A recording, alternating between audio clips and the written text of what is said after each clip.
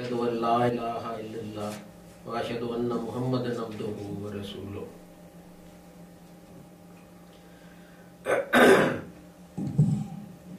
औज़ु बिल्लाहि मिनश शैतानिर रजीम। बिस्मिल्लाहिर रहमानिर रहीम। There is in India a organization, a silsila in Golda Sharif, where there are the successors of some previous saint who run that organization. And at the time of Hazrat Mirza Ghulam Ahmad Sahab, the person who ran that organization was called Pir Mehr Ali Shah. And there is a great controversy or dispute, or call it whatever you will, about what happened at the time of Hazrat Masih Maud, because it is said that there was a challenge to a debate in Lahore, and there was a challenge to writing a rebuttal of a book that Hazrat Sahab had written in Arabic. And Pir Sahib's followers claim that Hazrat Sahab ran away from that debate and that challenge. So I want to read out to you what Hazrat Sahab himself wrote about that in a book called Nuzul-e-Masih. It's on the volume in which this book is to be found. It's on page 429 of that volume. And Hazrat Sahab has given it a heading, Kitab Saif-e-Chishtiyai, the book Saif-e-Chishtiyai. Hazrat Sahab says, ये किताब मुझको 1 जुलाई 1902 को बज़रिया डाक मिली. I received this book on the 1st of July 1902 by post, जिसको पीर मेहर अली शाह गोल्डी ने शायद इस गरज से भेजा है ताकि वो इस बात से इतला दें कि उन्होंने मेरी किताब इजाजुल मसीह नीज शम्स बाज़ग़ा का जवाब लिख दिया है, which Pir Mehr Ali Shah of Golda has perhaps sent with this purpose, that he informs me, or that I am informed, that he has written a reply to my book Ijazul Masih and Shams Bazada. और इस किताब के पहुंचने से पहले ही मुझको ये खबर पहुंच चुकी थी कि इजाजुल मसीह के मुकाबले पर वो एक किताब लिख रहे हैं. And even before receiving that book, I had received the news that he was writing a book in answer to mine. मगर मुझको ये उम्मीद न थी कि वो मेरी अरबी किताब का जवाब उर्दू में लिखेंगे. But I did not think that he will write a reply to my book which was in Arabic, in the Urdu language.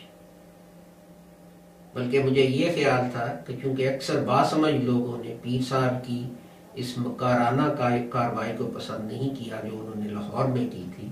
But I had thought, because all sensible people did not like the cunning behavior of Pir Sahab which he had done in Lahore, इस नदामत का दाग धोने के लिए, to clear that embarrassment, जरूर उन्होंने ये इरादा किया होगा कि मेरे मुकाबले तफसीर नवीसी के लिए कुछ तबा आजमाई करें. That to clear that embarrassment, he would have decided to compete with me in writing a commentary. और मेरी किताब इजाजुल मसीह की माने, then like my book Ijajul मसीह, सूरत फातिहा की तफसीर अरबी फसीह और बलीग में शाया करें. And that he will write a commentary on Surat Fatiha in the Arabic language, ताकि लोग यकीन कर लें कि पीर जी अरबी भी जानते हैं, so that people may come to know that Pir Sahib also knows Arabic और तफसीर भी लिख सकते हैं, and that he can write a commentary. लेकिन अफसोस कि मेरा ये ख्याल सही ना निकला. But I regret that this thought of mine wasn't correct.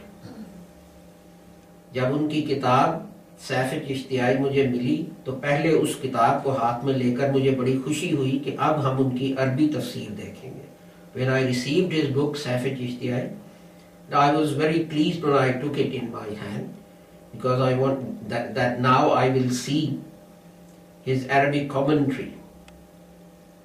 But जब किताब को देखा गया, but when the book was seen or looked at और उसको उर्दू जुबान में लिखा पाया गया and found that it was written in Urdu और तफसीर का नाम निशान न था and there was no commentary in it, तो बेख्तियार and without control उनकी हालत पर रोना आ गया. I cried at what he had done. And then Hazrat Sahib goes on to say other things about this. And this Pir Sahib's actions in Lahore that he refers to were these. That when Hazrat Sahib went to Lahore to undertake this competitive writing of commentary of Fatiha, the idea was that Hazrat Sahib will sit on one side and Pir Sahib will sit on the other side. They won't have any help, and each will write a commentary of Fatiha which will then be given to scholars, and they will decide which had the better language and which was a better commentary. And when Pir Sahib arrived in Lahore, he said, well, before we start our competition, I want to have a debate about whether Jesus is alive or whether he is dead. So Hazrat Sahib said, okay, let us have that debate as well. So when Pir Sahib saw that Hazrat Sahib was ready for the debate, he then put another condition. He said, but then how will people find that who has won and who has lost? He said, we must have a judge. And that judge must be Maulana Muhammad Hassan of Batala, who was a well-known enemy and opponent of Hazrat Mirza Sahib.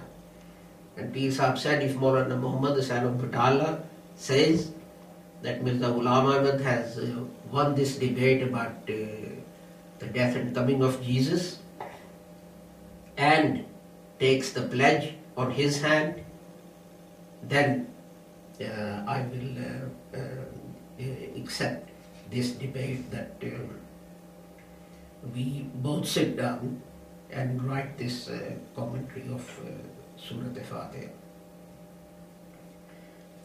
And I have read this out to you because even these days, and you will find this perhaps on the 6th of September, many people who belong to Pir Sahib's group, they write letters and make announcements that Hazrat Sahib was vanquished in this debate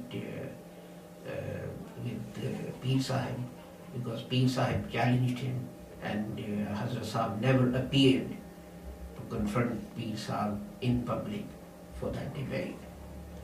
So I just thought you may or you may not like to know what the real story of Hazrat Sahib's debate with Pir Sahib was. And I'll end just by saying one more thing, and that is that Hakim Shah of Rawalpindi, who was the president of our Jamaat there, many years after Hazrat Sahib had passed away, accepted a challenge from Pir Sahib as well. But at that time, Pir Sahib put another condition in front of Hakim Shah Sahib, which was that you have to produce a certificate from a madrasa, that you are you qualified from that madrasa to hold debates and so on and so forth. Of course, Hakim Saab's answer was that Pir Sahib, if I haven't been to a madrasa, it should be that much easier for you to defeat me, and so on. But when Hakim Saab said this, Pir Saab got up and he walked away. So it's not once, but at least twice that Pir Saab was vanquished in these debates with Ahmadis.